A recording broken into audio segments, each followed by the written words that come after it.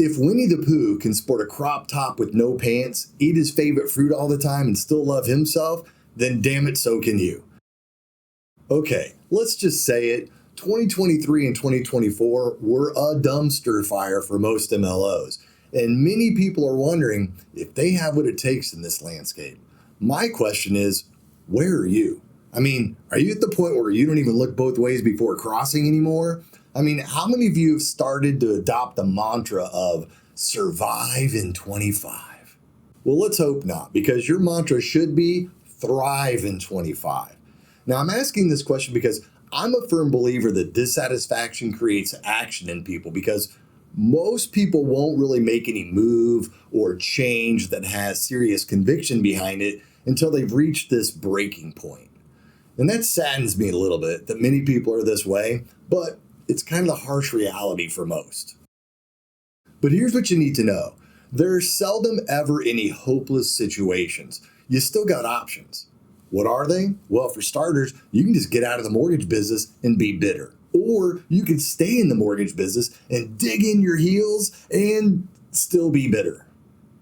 Or you can learn to embrace your current reality and do something different that will have a positive effect on your life.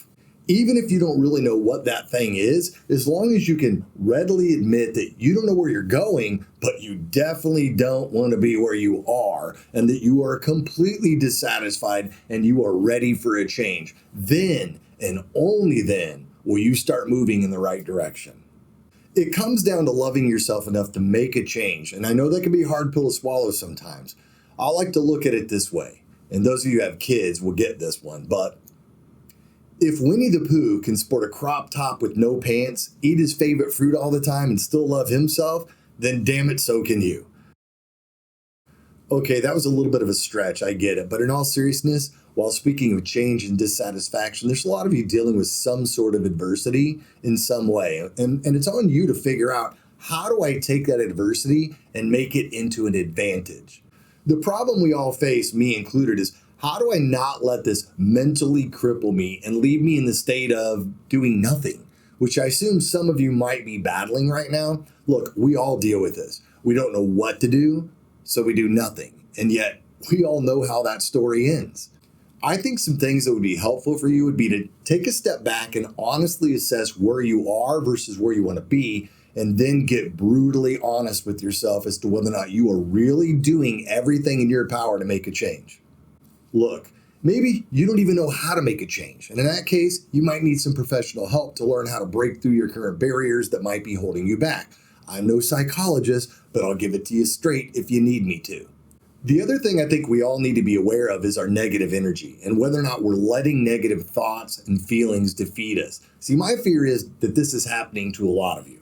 You also have to ask yourselves if this negative energy is actually eroding your confidence, which is huge, because if you're questioning yourself and your abilities as an MLO, I can tell you that you're going to produce nothing. I promise you this. So here's the unique thing about adversity, though, if you're open to accepting it. Adversity is actually a pretty solid teacher, because it gives you an opportunity to sit down and think about your mistakes and to ask yourself some questions like, where am I going wrong? What am I missing? Am I really putting in a consistent effort? The key is to stop feeling sorry for yourself and start focusing on solutions. The truth is, when things get hard, most people quit. In fact, if you look at the last few years, over 50,000 mortgage loan originators have quit. And for those of you who don't quit, you get to reap the rewards while everyone else is sitting back doing nothing because they're paralyzed by their own mental bondage. Now, I don't know how many of you have heard of David Goggins, but he has a really cool saying, right? What he says is, if you do what's easy, life will be hard, but if you do what's hard, life will be easy. I love that saying. The question is, how do you take that lesson and apply it in a hard market right now as an MLO? As I mentioned, when it comes to our market right now, consider the fact that many people have left. And you know why? Because it got hard. And that means that you can actually capitalize on the situation because you're still here. And you have an opportunity to reinvent yourself, your strategy, and your commitment level. The key is, of course, not to give up. Don't look at adversity as something you need to passively accept, but instead look at it as something that you need to overcome or solve. I'm pleading with you right now not to listen to the noise. Stay out of the negative conversations and stay focused on business building activities. Let everyone else worry about what the market is doing, because listen to me, taking part in any way is just a waste of your time. So if you want to get serious about overcoming adversity, you need to get serious about your business relationships and finding unique ways to help others succeed who are in a position to be able to reciprocate back to you. You need to get serious about using media to grow your business by leveraging all of the available platforms to get your message out. Now, if you need help with this, reach out. I'm happy to show you how we're using media and our proprietary AI bot MABLE to help MLOs generate leads in the market. It's an absolute game changer. Now, let's be brutally honest here. The market is not your fault, but how you react to it, that is your fault. Look, it's not like there isn't business out there. It's not always kittens and candy canes in our industry. We all go through tough times. It's inevitable. Now look, I don't know who needs to hear this right now, but guess what? You're not worthless. You're not meaningless. You have value. The thing is, you have to be committed. You have to be serious if you want to make a change. And you got to be disciplined to stick with it. Or just like when we're thinking about getting in the water, if we dip our toes in the water first, we'll talk ourselves out of going in. However, if you commit to just jumping in with both feet, you have no choice but to fight to stay afloat and have success.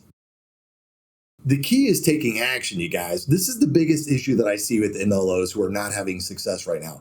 They talk about wanting to close more business, but then they don't do anything closely related to developing more business streams. In other words, they're stagnant and they do not take action. It's as if they think business should just come to them, or for some reason they forgot that being a mortgage loan originator is in fact a sales-based job. They know they should be doing more, and I'm sure they at least have a conversation with themselves about taking action, but then they find something else to waste their time with, because it's easier. Look, there are too many people out there just sitting around thinking about all the things they should be doing versus taking action. Here's the thing. If you stick with using the word should, hey, I should be doing this. I should be calling on that agent. I should do this. Should is not an action word. And when you stick with the word should, you'll end up shoulding all over yourself instead of doing what needs to be done. See what I did there? I get it. And I know that many of you might feel defeated right now and that success seems very elusive to you, maybe even out of reach. But listen, as you stand on that water's edge and you're thinking about making that plunge in the media, you have to realize that you are the one that's gripping onto that handrail of hesitation. I'm not even telling you anything new. I'm just stating the obvious, that the fear of failure and uncertainty of the unknown, those are usually the barriers that stand very tall between us and making a change that could help us accomplish more. So, what if I told you the key to overcoming those barriers starts with not just timidly dipping your toes into the water, but with a determined leap? Because the truth is, the mere act of testing the waters can sometimes be the very thing that holds you back. It's so easy to just linger on the edge. You're paralyzed by your doubts and your insecurities, right? Never daring to take that crucial step forward. Yet there comes a moment when you have to make a choice to remain there in your comfort zone and get exactly what you've been getting, or to boldly dive headfirst into the depths of possibility. It's certainly a choice that demands three things that I think are critical, which is number one, you gotta have courage. Number two, you gotta have resilience. And number three, you gotta have an unyielding belief in yourself. So I'm urging you, do not let fear hold you back from what needs to be done in your life or your career. Do not settle for merely testing the waters when you are destined to make waves. You need to take a deep breath. You need to summon your courage and you need to dive in. Or if you need help, call me and I will push you in. Just saying. Actually, even better. If you need help or need a new plan for originating loans in this market, check out the link I've pinned in the comments below. Click that link and speak with our AI lead gen bot, MABLE. Let her send you an email of an additional video that will show you how to use media and AI to generate exclusive live leads directly to your phone. It is mind-blowing. Okay, that's it for today. If you like this video, please smash that like and subscribe button to encourage me to continue putting out more content. I'm Uncle Aaron, and I'm out.